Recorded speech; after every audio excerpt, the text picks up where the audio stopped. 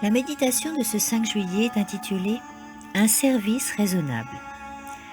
Je vous exhorte donc, frères, par les compassions de Dieu, à offrir vos corps comme un sacrifice vivant, saint, agréable à Dieu, ce qui sera de votre part un culte raisonnable.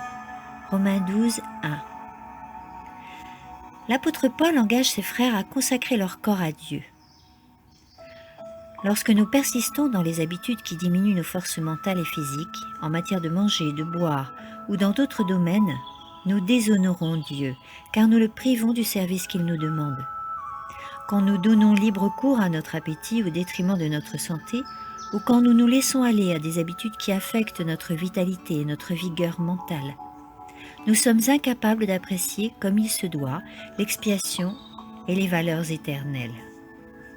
Quand nos esprits sont obscurcis et en partie paralysés par la maladie, nous sommes facilement vaincus par les tentations de Satan. La consommation d'aliments malsains dans le seul but de satisfaire l'appétit entraîne des conséquences immédiates sur le sang et provoque une faiblesse nerveuse qui se traduit le plus souvent par un manque de patience et une susceptibilité excessive. Un appétit déséquilibré affecte les capacités physiques, mentales et morales. Tous les trésors du monde deviennent insignifiants quand on les compare à la valeur des forces morales et mentales qui dépendent de la santé physique.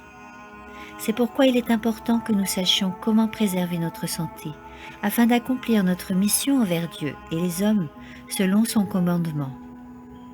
Ces lois de Dieu sont claires, sans aucune ombre de doute. Elles ne doivent pas être mal comprises. Ceux qui les négligent laissent leurs mauvaises habitudes affecter leur intelligence. Dieu désire nous enseigner l'importance de la tempérance en toutes choses. C'est l'intempérance et la transgression de la loi de Dieu qui a causé la chute à nos premiers parents.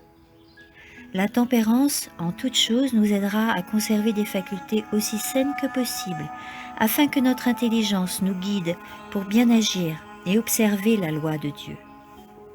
Nous devons vivre en harmonie avec les lois de la nature pour comprendre les implications de la loi divine donnée au Sinaï. Amen.